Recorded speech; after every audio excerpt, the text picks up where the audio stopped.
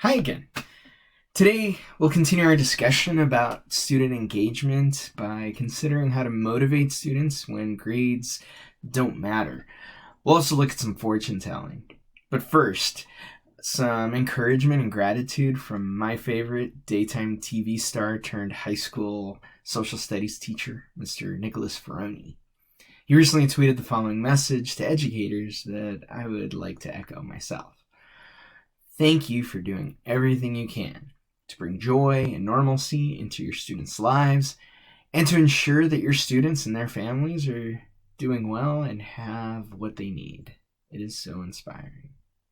He inspired me to send my audition tape to Days of Our Lives. I'm still waiting to hear back, though.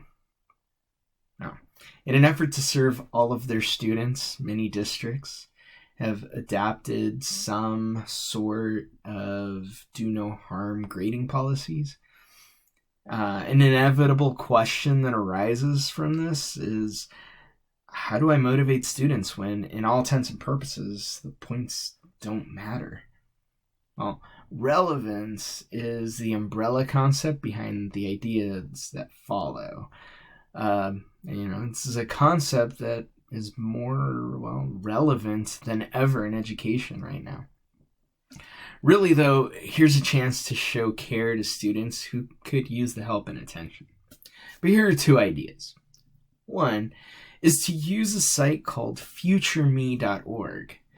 At this site, you can write yourself a message and they'll send it to you at a future date.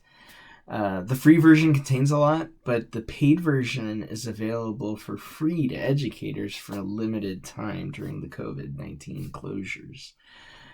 Perhaps in history, you can research other pandemics or use math to explain how disease spread. In ELA, maybe write a short story based on the current events. In each case, students can plug their writing into FutureMe and they'll get an email in the future and see if they were right. Whether it's a year from now, 3, 5 years, or customize the future email. A second idea involves asking students what they want to learn. Poll them. Ask them something like, here's your chance to learn whatever you want, and I can help. What'll it be? Have students come up with a passion project that they design and research, and you can help guide them through it.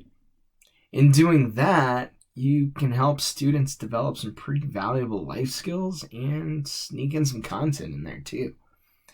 You'll find all of these resources for FutureMe and adapting passion projects in the description. All right, so see you next time. Thanks for watching. And next time we'll be looking at unconventional ways to celebrate student accomplishments. Thanks a lot.